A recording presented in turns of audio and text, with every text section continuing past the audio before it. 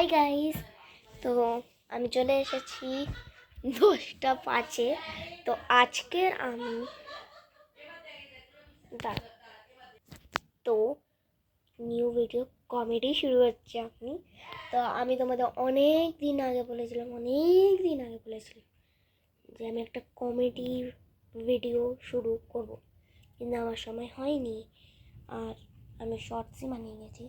তো এখন শর্টস আমার প্রচণ্ড কম আসবে।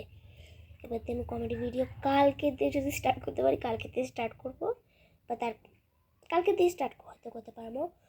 তো আজকের মতন এতটাই, কেন কি এখন আমি একটুখানি রিলস আমার বন্ধুর সাথে কথা বলছিলাম, তো এখন গেছে, ও কল করছে আমার। তো বাই।